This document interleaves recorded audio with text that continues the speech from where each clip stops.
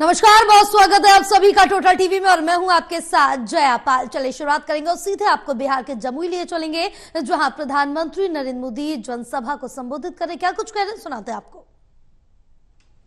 आज की ये एनडीए सरकार का मानस कुछ अलग ही है।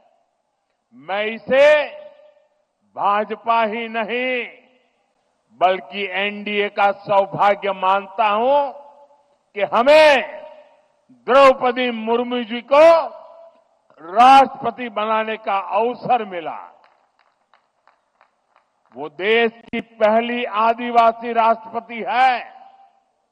मुझे याद है जब एनडीए ने द्रौपदी मुर्मू जी का राष्ट्रपति का उम्मीदवार बनाना तय किया तो हमारे नीतीश बाबू ने पूरे देश के लोगों को अपील की थी कि द्रौपदी मुर्मू जी को भारी मतों से जिताना चाहिए। आज जिस पीएम जनमन योजना के तहत अनेक काम शुरू हुए हैं, उसका श्रेय भी राष्ट्रपति द्रौपदी मुर्मू जी को ही जाता है। जब वो झारखंड की राज्यपाल थी और फिर जब वो राष्ट्रपति बनी तो अक्सर मुझसे आदिवासियों में भी अति पिछड़ी आदिवासी जनजातियों का जिक्र किया करती थी। इन अति पिछड़ी आदिवासी जनजातियों की पहले की सरकारों ने कोई परवाह ही नहीं की थी। इनके जीवन से मुश्किलें कम करने के लिए ही 24,000 करोड़ रुपए की पीएम जनमन योजना शुरू की गई। पीएम जनमन योजना से देश की सबसे पिछड़ी जनजातियों की बस्तियों का विकास सुनिश्चित हो रहा है। आज इस योजना को 1 साल पूरा हो रहा है। इस दौरान हमने अति पिछड़ी जनजातियों को हजारों पक्के घर दिए हैं। पिछड़ी जनजातियों की बस्तियों को जोड़ने के लिए सैकड़ों किलोमीटर की सड़कों पर काम शुरू हो चुका है। पिछड़ी जनजातियों के सैकड़ों गांवों में हर घर नल से जल पहुंचा है। साथियों, जिनको किसी ने नहीं पूछा, मोदी उनको पूजता है। पहले की सरकारों के रवैये के कारण आदिवासी समाज दशकों तक मूल सुविधाओं से वंचित ही रहा। देश के दर्जनों आदिवासी बाहुल्य जिले विकास की गति में बहुत पिछड़ गए थे। अगर किसी अफसर को सजा देनी हो,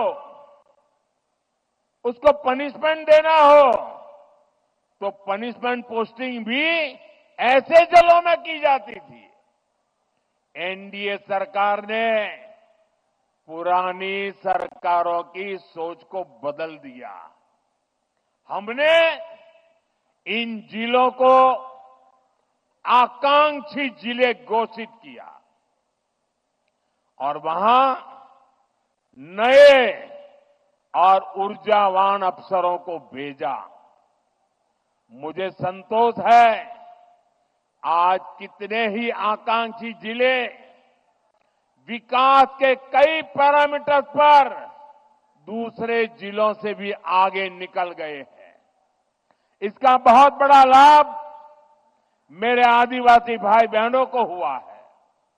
साथियों, आदिवासी कल्याण हमेशा से एनडीए सरकार की प्राथमिकता रहा है। ये अटल बिहारी वाजपेयी जी के नेतृत्व वाली एनडीए सरकार ही थी जिसने आदिवासी कल्याण के लिए अलग मंत्रालय बनाया। 10 साल पहले आदिवासी क्षेत्रों आदिवासी परिवारों के विकास के लिए बजट 25,000 करोड़ रुपए से भी कम था। 10 साल पहले का हाल देखिए, 25,000 करोड़ से भी कम। हमारी सरकार ने इसको 5 गुना बढ़ाकर 1.25 करोड़ रुपए पहुंचाया है। अभी कुछ दिन पहले ही देश के 60,000 से अधिक आदिवासी गांवों के विकास के लिए एक विशेष योजना हमने शुरू की है। धरती आबा जनजातीय ग्राम उत्कर्ष अभियान, इसके तहत करीब 80,000 करोड़ रुपए आदिवासी गांवों में लगाए जाएंगे। इसका मकसद आदिवासी समाज तक जरूरी सुविधाएं पहुंचाने के साथ साथ युवाओं के लिए ट्रेनिंग और रोजगार के अवसर बनाने का भी है। इस योजना के तहत जगह जगह ट्राइबल मार्केटिंग सेंटर बनेंगे। लोगों को होम स्टे बनाने के लिए मदद दी जाएगी, प्रशिक्षण दिया जाएगा। इससे आदिवासी क्षेत्रों में पर्यटन को बल मिलेगा और आज जो इको टूरिज्म की एक परिकल्पना बनी है, वो हमारे जंगलों में और आदिवासी परिवारों के बीच में संभव होगा और तब पलायन बंद हो जाएगा, पर्यटन बढ़ता जाएगा। साथियों, हमारी सरकार ने आदिवासी विरासत को सहेजने के लिए भी अनेक कदम उठाए हैं। आदिवासी कला संस्कृति के लिए समर्पित अनेक लोगों को पद्म पुरस्कार से सम्मानित किया गया है। हमने रांची में भगवान बिरसा मुंडा के नाम पर विशाल संग्रहालय की शुरुआत की और मेरा तो आग्रह है, हमारे सभी स्कूल के विद्यार्थियों ने भगवान बिरसा मुंडा का ये जो संग्रहालय बना है, उसे जरूर देखना चाहिए, स्टडी करना चाहिए। आज मुझे खुशी है कि आज मध्य प्रदेश के छिंदवाड़ा में बादल भोई म्यूजियम और मध्य प्रदेश में ही जबलपुर में राजा शंकर शाह, कुंवर रघुनाथ शाह संग्रहालय का उद्घाटन हुआ है। आज ही श्रीनगर और सिक्किम में 2 आदिवासी रिसर्च सेंटर का भी उद्घाटन हुआ है और आज ही भगवान बिरसा मुंडा जी की याद में स्मारक सिक्का और डाक टिकट जारी किए गए हैं।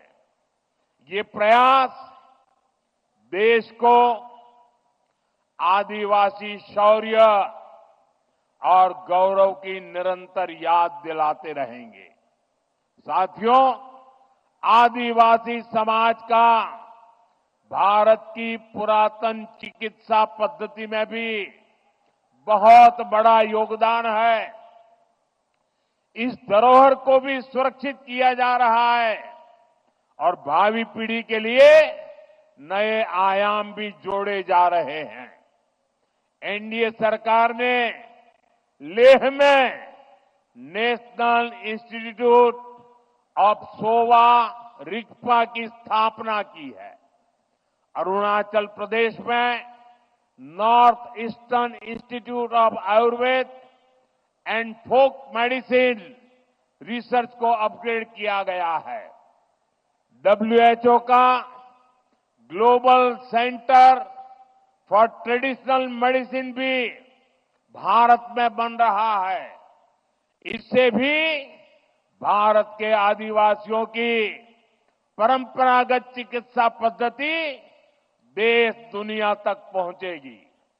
साथियों, जनजातीय समाज की पढ़ाई, कमाई और दवाई, इस पर हमारी सरकार का बहुत जोर है। आज डॉक्टरी हो, इंजीनियरिंग हो, सेना हो, एरोप्लेन पायलट हो, हर प्रोफेशन में आदिवासी बेटे बेटियां आगे आ रहे हैं। ये सब इसलिए हो रहा है क्योंकि बीते दशक में स्कूल से लेकर उच्च शिक्षा तक आदिवासी क्षेत्रों में बेहतर संभावनाएं बनी है। आजादी के 6-7 दशक बाद भी देश में एक ही सेंट्रल ट्राइबल यूनिवर्सिटी थी। बीते 10 सालों में एनडीए ने, इस सरकार ने 2 नई सेंट्रल ट्राइबल यूनिवर्सिटी देश को दी है। इन वर्षों में अनेक डिग्री कॉलेज, अनेक इंजीनियरिंग कॉलेज, दर्जनों आईटीआई आदिवासी बाहुल्य जिलों में बने हैं। बीते 10 साल में आदिवासी जिलों में 30 नए मेडिकल कॉलेज भी बने हैं और कई मेडिकल कॉलेज पर काम जारी है। यहां जमुई में भी नया मेडिकल कॉलेज बन रहा है। हम देश भर में 700 से अधिक एकलव्य स्कूलों का एक मजबूत नेटवर्क भी बना रहे हैं। साथियों, मेडिकल, इंजीनियरिंग और टेक्निकल शिक्षा में आदिवासी समाज के सामने भाषा की भी एक बहुत बड़ी समस्या रही है। हमारी सरकार ने मातृभाषा में परीक्षा के विकल्प दिए हैं। इन फैसलों ने आदिवासी समाज के बच्चों को नया हौसला दिया है, उनके सपनों को नए पंख लगाए हैं। साथियों, बीते 10 साल में आदिवासी नौजवानों ने स्पोर्ट्स में भी, खेलकूद में भी कमाल किया है।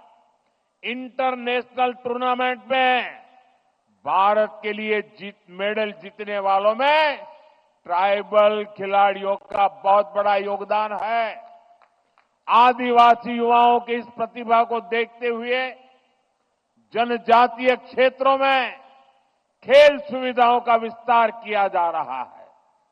खेलो इंडिया अभियान के तहत आधुनिक मैदान, स्पोर्ट्स कॉम्प्लेक्स आदिवासी बाहुल जिलों में बनाए जा रहे हैं।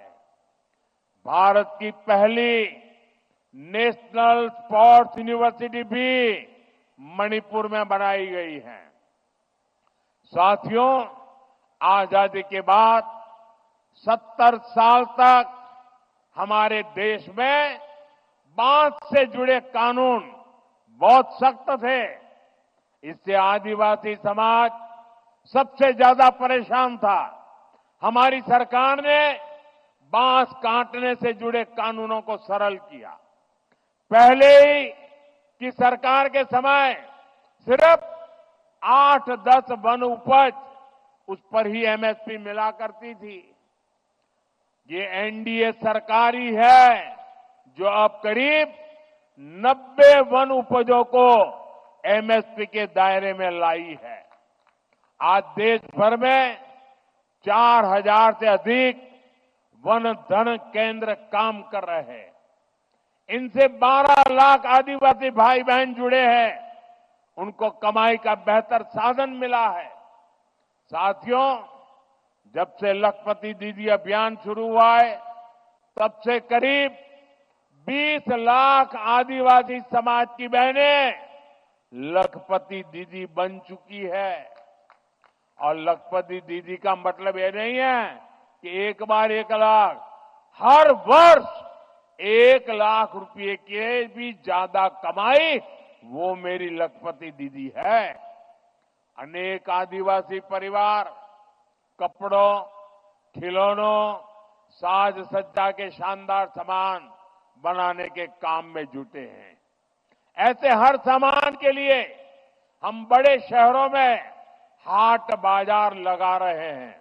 यहां पर भी बहुत बड़ा हाट लगा है, देखने जैसा है। मैं आधे घंटे तक वहीं घूम रहा था। हिंदुस्तान के अलग अलग जिलों से मेरे आदिवासी भाई बहन आए हुए हैं और क्या बढ़िया बढ़िया चीजें बनाई है। देख करके मैं तो हैरान था। आपसे भी मेरा आग्रह है, उसे देखिए भी और कुछ मन कर जाए तो खरीद भी कीजिए। इंटरनेट पर भी इसके लिए एक वैश्विक बाजार बना रहे हैं। मैं खुद भी जब विदेशी नेताओं को गिफ्ट देता हूं तो इसमें बहुत बड़ी संख्या में आदिवासी भाई बहनों द्वारा बनाए गए सामान में भेंट करता हूं। हाल में ही मैंने झारखंड की सोहराई पेंटिंग, मध्य प्रदेश की गोंड पेंटिंग और महाराष्ट्र की वारली पेंटिंग विदेश के बड़े बड़े नेताओं को भेंट की है। अब उन सरकारों के अंदर दीवारों पर ये चित्र नजर आएंगे। इससे आपके हुनर, आपकी कला का दुनिया में भी यश बढ़ रहा है। साथियों, पढ़ाई और कमाई का लाभ तभी मिल पाता है जब परिवार स्वस्थ रहे। आदिवासी समाज के लिए सिकल सेल एनीमिया की बीमारी एक बहुत बड़ी चुनौती रही है। हमारी सरकार ने इससे निपटने के लिए राष्ट्रीय अभियान चलाया है। इसको शुरू हुए 1 साल हो चुका है। इस दौरान करीब 4.5 करोड़ साथियों की स्क्रीनिंग हुई है। आदिवासी परिवारों को अन्य बीमारियों की जांच के लिए ज्यादा दूर जाना न पड़े, इसके लिए बड़ी संख्या में आयुष्मान आरोग्य मंदिर बनाए जा रहे हैं। दुर्गम से दुर्गम इलाकों में भी मोबाइल मेडिकल यूनिट स्थापित की जा रही है। साथियों, आज भारत पूरी दुनिया में क्लाइमेट चेंज के खिलाफ लड़ाई का, पर्यावरण की रक्षा का बड़ा नाम बना है। ऐसा इसलिए क्योंकि हमारे विचारों के मूल में आदिवासी समाज के सिखाए संस्कार है। इसलिए मैं प्रकृति प्रेमी आदिवासी समाज की बातें पूरी दुनिया में बताने की कोशिश करता हूं। आदिवासी समाज सूर्य और वायु को, पेड़ पौधों को पूजने वाला समाज है। मैं इस पावन दिवस पर एक और जानकारी आपको देना चाहता हूं। भगवान बिरसा मुंडा की 150वीं जन्म जयंती के उपलक्ष्य में देश के आदिवासी बाहुल्य जिलों में बिरसा मुंडा जनजातीय गौरव उपवन बनाए जाएंगे। बिरसा मुंडा जनजातीय गौरव उपवन में 500,000 वृक्ष लगाए जाएंगे। मुझे पूरा भरोसा है इसके लिए सभी का साथ मिलेगा, सबका सहयोग मिलेगा। साथियों, भगवान बिरसा मुंडा की जयंती का ये उत्सव हमें बड़े संकल्पों को तय करने की प्रेरणा देता है। हम मिलकर देश के आदिवासी विचारों को नए भारत के निर्माण का आधार बनाएंगे। हम मिलकर आदिवासी समाज की विरासत को सहेजेंगे। हम मिलकर उन परंपराओं से सीखेंगे जो सदियों से आदिवासी समाज ने संरक्षित कर रखी है। ऐसा करके ही हम सही मायने में एक सशक्त, समृद्ध और सामर्थ्यवान भारत का निर्माण कर पाएंगे। एक बार फिर आप सभी को जनजातीय गौरव दिवस की ढेर सारी शुभकामनाएं। मेरे साथ फिर से बोलेंगे, मैं कहूंगा भगवान बिरसा मुंडा, आप कहेंगे अमर रहे, अमर रहे। भगवान बिरसा मुंडा, भगवान बिरसा मुंडा, भगवान बिरसा मुंडा। बहुत बहुत धन्यवाद।